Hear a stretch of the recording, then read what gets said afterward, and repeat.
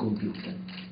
Inizia la metropolitana e poi non la si vuole concludere. Inizia un discorso sull'anfiteatro romano. Io ricordo la prima interrogazione. L'ho fatta in Consiglio Comunale nel 2006 sull'anfiteatro romano, proponendo cosa? Quello che il Comune ha fatto nel 2010, cioè un concorso di idea internazionale per avere un luogo di spettacolo e di cultura all'interno di un sito archeologico. Né più né meno occorre smantellare le strutture lignee che oggi insistono sul monumento, sul sito archeologico, e in modo speculare posizionare una platea con delle tribune nello spiazzo sterrato che c'è di fronte, in modo tale che il monumento faccia da quinta, come avviene né più né meno alle Terme di Caracalla, che sono un altro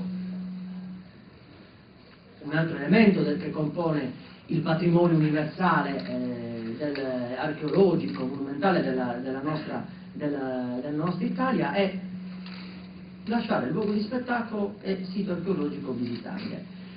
Anche perché l'altro elemento è che alcuni concerti vengono fatti, cioè vengono organizzati all'anfiteatro romano, perché si parla da 10-15 anni dello spazio grandi eventi. Si parla dello spazio grandi eventi, c'è tanto spazio per discutere dello spazio grandi eventi, di spazio grandi eventi non c'è l'ombra.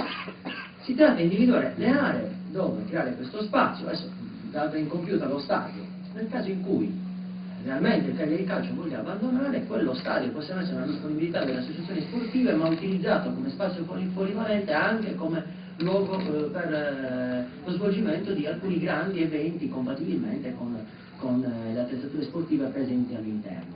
L'altro elemento è quello di Tuvigene. L'errore fu fatto a monte, a suo tempo, e fu fatto, lo dico subito, dal pubblico, regione e comune, che diedero la disponibilità, o meglio, diedero il via libera a un privato che ha impegnato risorse, tempo, nel poter utilizzare un patrimonio che non era nella disponibilità di quegli enti pubblici che hanno deciso di privare la città della più grande necropoli fenicio-punica, non del Mediterraneo, siccome i punici negli Stati Uniti non ci sono, del mondo. Non era nella disponibilità del Presidente della Regione, non era nella disponibilità del Sindaco del Comune di Cagliari. Ed era un'illusione, ed è stata anche una questione che ha messo in serie difficoltà anche un'impresa privata, che ovviamente di fronte alla disponibilità del pubblico ha operato in quel sito. Ora credo che lì si debba risolvere quella questione.